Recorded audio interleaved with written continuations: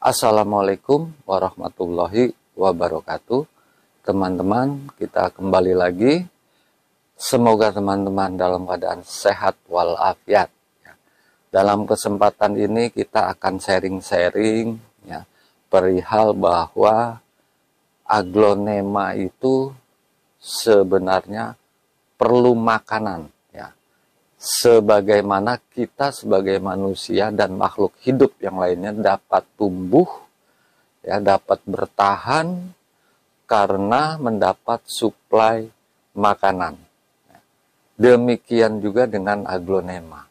Jadi yang harus kita perhatikan untuk mendapatkan aglonema yang memiliki performa yang bagus, yang sehat, yang subur, tentu perlu makanan. Jadi ikuti terus apa sih sebenarnya makanannya.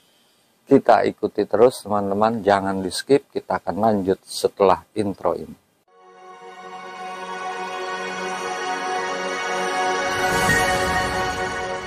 Baiklah teman-teman, sebagaimana yang tadi saya sampaikan di awal bahwa aglonema sama dengan makhluk hidup lainnya, baik manusia, baik hewan, baik jasad renik, dan semuanya yang termasuk dalam makhluk hidup tentu perlu makanan untuk dapat tumbuh dengan baik. Begitupun dengan aglonema. Buktinya seperti ini nih teman-teman. Dari aglonema ini misalnya, ini adalah aglonema ember. Ini posisinya sekarang tentu saja 5 daun, 5 daun. Sebelum 5 daun ini, dia pasti awalnya itu berasal dari 1 daun, berasal dari 1 daun. Kemudian tumbuh, berkembang menjadi 5 daun. Apakah dia akan stop sampai sini? Tidak. Dia akan terus tumbuh, dia akan terus tumbuh menjadi lebih besar, menjadi lebih besar. Nah, pohon-pohon yang sebesar ini misalnya, ini pasti akan melewati fase dari kecil dulu. Kalau kita mau bilang dari 1 daun dulu nih, sehingga bisa seperti ini. Dia pasti akan melewati fase-fase 1 daun, 2 daun, 3 daun, sampai 5 daun, dan kemudian sampai sebesar ini. Ini contoh bahwa aglonema itu tumbuh dan berkembang. Seperti itu.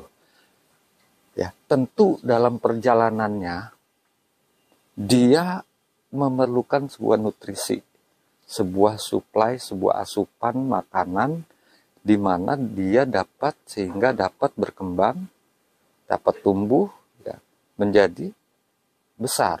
Dari 1 daun, kedua daun, ketiga daun, 4 daun, dan seterusnya. Begitupun aglonema yang lain. Dari yang sebesar seperti ini, dari yang besar-besar, dia pasti akan melewati fase kecil dulu nih teman-teman. Pasti akan melewati. Tidak ada tiba-tiba yang aglonema itu dari tumbuh langsung 3 daun, nggak mungkin. Jadi semua pun demikian juga makhluk hidup, semua berawal dari kecil. Nah, untuk bisa tumbuh sebesar ini dia perlu makanan, teman-teman. Jadi perihal makanan juga penting buat tanaman.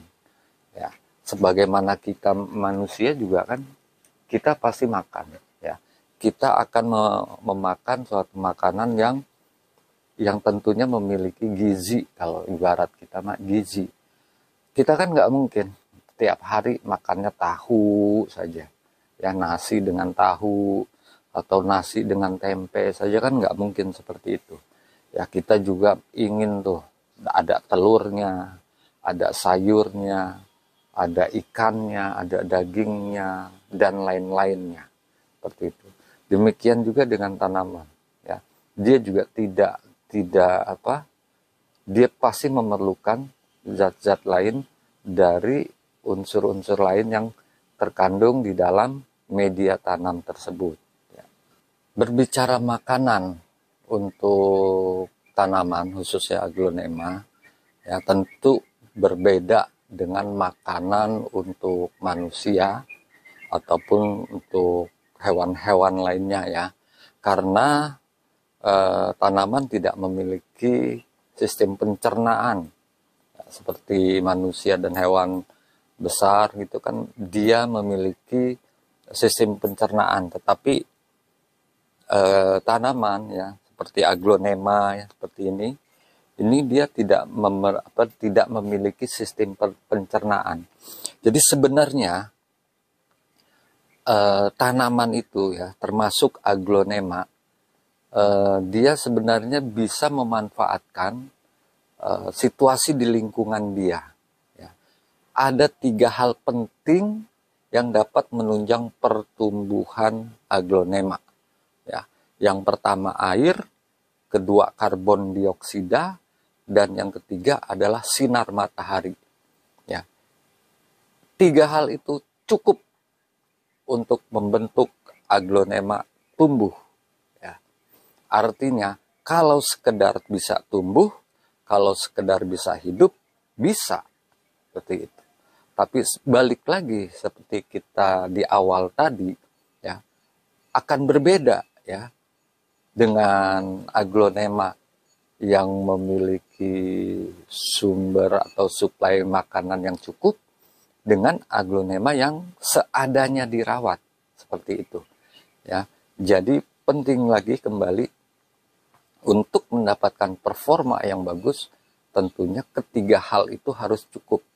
Air, karbon dioksida, kemudian sinar matahari. Ya. 3 hal itu cukup untuk membuat aglonema hidup. Ya. Selebihnya kita perlu tambahkan supaya pertumbuhannya menjadi lebih maksimal. Selanjutnya yang menjadi pertanyaan buat kita nih teman-teman semua, kemudian makanannya seperti apa yang harus disiapkan ya untuk menunjang pertumbuhan aglonema itu supaya menjadi optimal, menjadi maksimal seperti itu ya. Sebelum ke sana saya akan coba perlihatkan kepada teman-teman, tentunya untuk mendapatkan aglonema yang maksimal makanannya pun harus maksimal. Bicara makanan dan tempat hidup aglonema itu kan hari ini kita bicara budidaya di dalam pot seperti itu. Jadi sebenarnya ada anggapan beberapa teman ya, semakin besar pot ya, diharapkan pertumbuhan aglonemanya semakin cepat besar karena di situ banyak terdapat makanan. Belum tentu teman-teman. Ya, ketika aglonema itu berada di dalam sebuah pot ya yang besar, tapi kandungan di dalam potnya itu media tanamnya tidak mendukung, itu juga malah merusak ya, bisa terjadi busuk akar, bisa terjadi busuk batang dan lain-lain ya.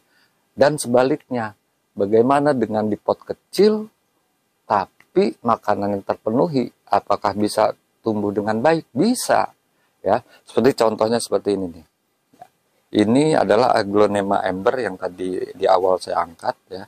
Ini posisi daunnya adalah 1, 2, 3, 4, 5, 6, 7, 8, 9, 10, 11. 11 daun dengan size yang saya bilang cukup besar ya. Ini saya bilang cukup besar size-nya. Ya, ini bisa kita lihat ya, ini bisa 5 jari lebih. Padahal dia ada di pot ukuran 10 cm. Ya. Padahal dia ada di ukuran pot 10 cm. Lalu kenapa dia bisa besar? Ya, itu pertanyaannya. Ya, bisa saya lihat bahwa ini bukan pohon baru. Ya. Nah, ini akarnya juga bagus. Ya, akarnya banyak. Seperti itu. Akarnya banyak. Ya, tapi dia walaupun di pot kecil, dia bisa tumbuh dengan maksimal ya. Contoh lain saya akan berikan yaitu ini nih. Nah, ini adalah aglonema Siam Jade ya. Ini adalah Aglonema Siam Jet. Ya, kita hitung daunnya 1, 2, 3, 4, 5, 6, 7, 8, 9, 10, mau 11 daun. Pertumbuhannya menurut saya normal, besar daun normal, karakter daun bagus. Ya, ini menunjukkan bahwa tanaman tumbuh dengan baik. Ya, padahal dia ada di pot 8 cm, teman-teman. Ya, kalau kita mau bandingkan pot 8 cm itu seperti apa, seperti gini deh. Nah, ini ya, yang Siam Jet ini pot 8, ini pot 10 nih yang ember nih. Ya, ini besar perbandingan besarnya. Dan pot 12 itu mana ya? Ini nih. Ini pot 12. Ntar saya susun berurutan. Ukuran potnya seperti ini. Ya. Ukuran pot Siam Jet yang ini nih, yang putih ini di pot 8, ember di pot 10, dan Reanita yang ini di pot 12. Jadi perbandingannya seperti itu ya. Jadi maksud saya adalah walaupun di pot kecil ya seperti ini ya, seperti Siam Jet ini ya, dia dapat tumbuh dengan bagus, dengan sempurna ya. Walaupun potnya cuma pot 8 cm. Pot 8 cm itu kecil lah. Nih, kalau kita taruh di telapak tangan tuh begini. Seperti ini, teman-teman. Tapi dia dapat tumbuh dengan maksimal. Artinya, suplai nutrisi makanannya cukup. Ya. Jadi, anggapan semakin besar pot, ya, kemudian aglonemanya dapat cepat tumbuh dengan baik, belum tentu selalu benar. Kecuali pot besar diiringi dengan nutrisi yang lebih besar, lebih banyak lagi, itu lebih jos. Ya. Artinya demikian. Selama tanaman tersebut tercukupi asupan makanannya, maka selama itu pula dia dapat tumbuh dengan maksimal. Itu maksud saya. Selanjutnya, teman-teman, ya, kemudian apa yang harus kita siapkan untuk memenuhi nutrisi aglonema kita? Ya, ada 2 cara sebenarnya yang sebagaimana kita sudah ketahui bersama, yaitu melalui penambahan nutrisi, pemberian makanan melalui media dan melalui pupuk daun. Ya, ada 2 hal itu yang sering sekali kita gunakan, yaitu melalui media tanam dan melakukan penyemprotan pupuk daun. Nah, sebagaimana yang kita ketahui juga bahwa pemberian nutrisi melalui media dilakukan dengan cara menyiram media tersebut dengan formula yang sudah mengandung zat yang dibutuhkan oleh pertumbuhan aglonema tadi. Ya, dan yang selanjutnya adalah melalui daun, ya, penyemprotan dengan menggunakan pupuk daun. Cuma yang perlu saya jelaskan juga di sini, pupuk daun itu bukan berarti gunanya untuk supaya daunnya menjadi lebih besar, ya, warnanya menjadi lebih mentereng, ya, menjadi lebih bagus gitu. Jadi pupuk daun itu bukan berarti supaya daunnya jadi lebih besar, supaya daunnya menjadi warnanya menjadi lebih ngejreng, lebih bagus. Bukan seperti itu. Pupuk daun adalah pemberian pupuk melalui daun. Ya. Jadi masih suka ada teman-teman yang menyangka bahwa pupuk daun itu adalah supaya daunnya menjadi cepat besar, warnanya menjadi jauh lebih menarik, yang merah jadi lebih merah, yang kuning jadi lebih kuning, yang hijau jadi lebih hijau mengkilat dan seperti itu. tidak begitu ya. Jadi pupuk daun ya, pupuk daun sekali lagi adalah pupuk yang diberikan melalui daun supaya menjadi lebih efektif, yaitu penyemprotannya melalui daun ya, seperti itu. Jadi anggapan-anggapan seperti itu sebenarnya jadi kurang relevan juga ya. Jadi pupuk daun sekali lagi adalah pemberian nutrisi melalui daun, karena beberapa ahli meyakini bahwa di dalam penelitiannya pemberian nutrisi melalui daun itu lebih efektif dan lebih cepat, ibaratnya mas shortcut ya, jalan pintas. Kalau melalui akar kan diserap dulu oleh akar agak lama, naiknya juga pelan-pelan melalui batang, kemudian melalui tangkai, baru tersebar di daun ya. Jadi pupuk daun diyakini oleh beberapa ahli dia merupakan jalan pintas untuk mempercepat proses sehingga bisa lebih diserap nutrisinya oleh tanaman. Sebagaimana kita ketahui teman-teman bahwa tanaman termasuk juga aglonema membutuhkan 3 unsur pokok, yaitu unsur N, P, dan K. Nah, nitrogen, kemudian fosfor dan kalium ya. Itu adalah unsur makro ya, teman-teman. Unsur makro yang dibutuhkan oleh tanaman termasuk aglonema. Kalau saya ibaratkan ya, unsur makro itu ya makanan pokok lah ya. Di situ ada nasinya, ada dagingnya, ada lauknya ya, tahu tempe, sayur dan lain-lain, makanan pokoknya. Kemudian di samping unsur makro juga ada unsur mikro ya.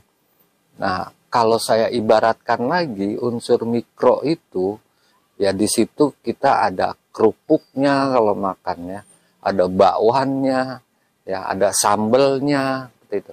Jadi unsur-unsur mikro itu berfungsi juga ya untuk supaya si tanaman tadi memiliki unsur-unsur lain di luar ketiga unsur makro tadi ya. Jadi saya mengibaratkannya seperti itulah. Unsur makro NPK ya, seperti makanan pokoknya ada nasi, lauknya dan lain-lain. Di samping makro juga ada mikro ya, ada kerupuknya, ada sambelnya, ada bakwannya dan lain-lain seperti itu. Jadi si makanan tadi si tanaman tadi, aglonema tadi bervariasi sehingga dia tidak membosankan dalam hal urusan makanan ya, seperti itu. Kemudian teman-teman, kadang kita juga ya memberikan saja ya, kita tidak pernah bisa tahu apakah nutrisi yang kita berikan cukup ya, bahkan apakah berlebihan juga tidak baik ya. Jadi harus ada nih, kita juga harus tahu ya, minimal kita harus tahu nutrisi yang kita berikan ini cukup atau tidak ya. Nah, di situ kita perlu tahu ya bahwa ukuran makanan untuk tanaman itu ya diukur dengan satuan ppm ya, diukur dengan satuan ppm. ppm itu sebenarnya singkatan dari parts per million, artinya bagian dari 1 juta gitu ya, parts per million. Nah, untuk aglonema sendiri ya, dia membutuhkan paling tidak 1000 ppm teman-teman ya, 1000 ppm ya, parts per million dari unsur-unsur yang dibutuhkan tadi ya. Nah, nutrisi yang kita berikan cukup nggak? Sampai nggak? Atau berlebihan tidak? Itu juga harus kita ketahui, sedikit banyak kita harus ketahui, sehingga kita bisa yakin bahwa nutrisi atau pupuk yang kita berikan ke aglonema tersebut cukup ya. Jadi minimal 1000 ppm.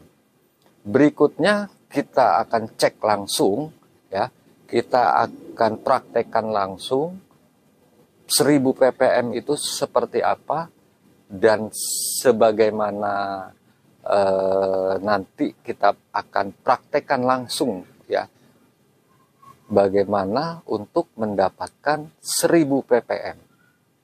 Jangan di skip, kita lanjut setelah ini. Baiklah teman-teman, kita akan coba praktekkan ya untuk mendapatkan 1000 ppm itu bagaimana. Nah, tentunya untuk mengetahui berapa ppm yang sudah dan akan kita dapat, kita akan memakai alat ini nih teman-teman. Kita akan memakai alat pengukur ppm ya.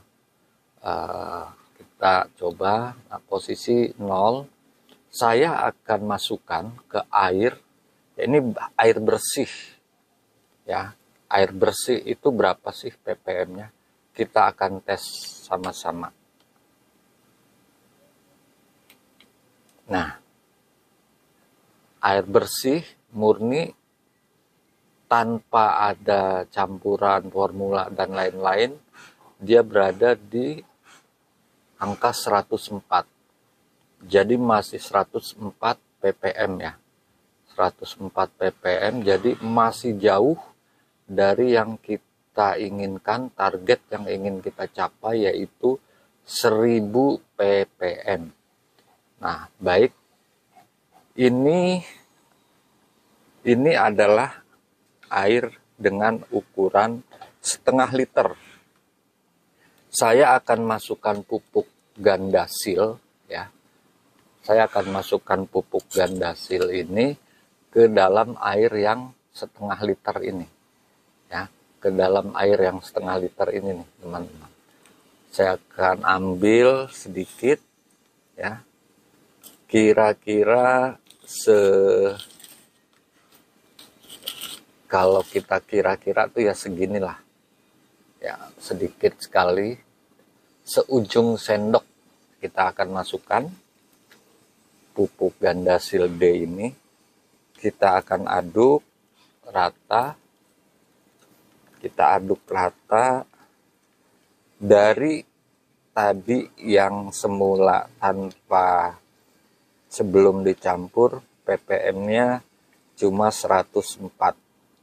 Nah, kita akan lihat berapa ppm setelah kita masukkan pupuk gandasil D tadi seujung sendok, kira-kira seperti itulah. Nah, berarti seujung sendok yang kita masukkan itu nilainya sudah 2094 ppm. Artinya target yang sudah kita raih itu melebihi ya, sudah melebihi target yang akan kita capai, yaitu 1000 ppm. Ini 2094. Berarti harusnya seujung sendok yang tadi itu di gelas yang 1 liter ini nih. Ini kan setengah liter, ini 1 liter. Kita akan coba lagi masukkan ke air yang berisi 1 liter dengan lebih kurang dosis atau takaran yang sama dah. Lebih kurang sama dengan yang tadi. Ini seujung sendok ya, kalau teman-teman lihat ini seujung sendok. Saya akan masukkan ke air yang 1 liter. Kita aduk. Kita aduk.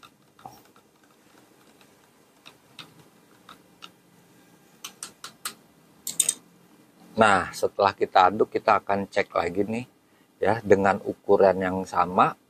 Di air setengah liter mencapai 2094 ppm. Kemudian akan kita tes di ukuran pupuk yang sama, tapi di air yang lebih banyak, yaitu di 1 liter. Kita akan tes, kita akan lihat. Nah, aduh, mati ya. Bentar. Kita tes lagi. Nah, kita diamkan sebentar. Oke, kita angkat. Nah, ini hasilnya. 1193 ppm. Ya, berarti target kita sudah tercapai untuk mencapai 1000 ppm lebih sedikit. Ya. Artinya seujung sendok tadi itu bisa digunakan untuk 1 liter air ya teman-teman. Ini 1 liter, ini setengah liter. Kalau yang setengah liter ini ppm-nya udah nyampe 2000, terlalu tinggi. Jadi seujung sendok pas untuk mencapai target 1000 ppm di air 1 liter. Baiklah teman-teman, kita akan lanjut untuk praktekan yang kedua dengan formula yang berbeda. Ya, untuk kali ini saya akan langsung menggunakan yang ini saja nih, langsung nih, yang di wadah 1 liter, yaitu kita pakai formula kita akan tunggu sebentar lagi, akan saya tunjukkan ya. Ya, di sini saya akan pakai alat ukur lagi ya, karena ini bentuknya adalah cair, jadi saya pakai sekitar 2,5 mililiter akan saya masukkan ke cairan air di 1 liter. Ya, jadi sedikit sekali, yaitu cuma 2,5 liter. Kemudian saya akan masukkan formula yang kedua. Ya, formula yang kedua sebanyak 2,5 mililiter juga. Ya, kita akan masukkan ke wadah air 1 liter ini. Jadi totalnya formula pertama dan formula kedua menjadi sekitar 5 mm. Kemudian akan kita aduk di 1 liter nih. Di 1 liter air. Kita sudah aduk, kemudian kita akan cek apakah tercapai untuk mendapatkan target 1000 ppm. Ya. Ini 0, kita akan masukkan.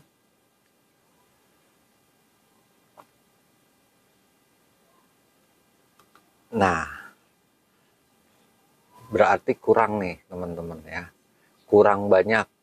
Berarti kita harus masukkan 2,5 mili lagi dan 2,5 mili lagi. Karena sekarang baru hanya mencapai 577 ppm. Ya. Kita akan tambahkan lagi sekitar 2,5 mili lagi. Ya, kita tambahkan. Kemudian formula kedua juga kita tambahkan 2,5 mili lagi. Nah, ini sudah jadi formula pertama 5 mili, kemudian formula kedua 5 mili. Kita aduk, kita akan lihat berapa jumlah ppm-nya dari 577 tadi.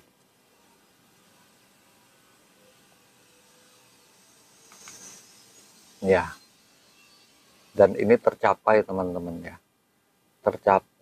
Sudah mencapai 1000 ppm.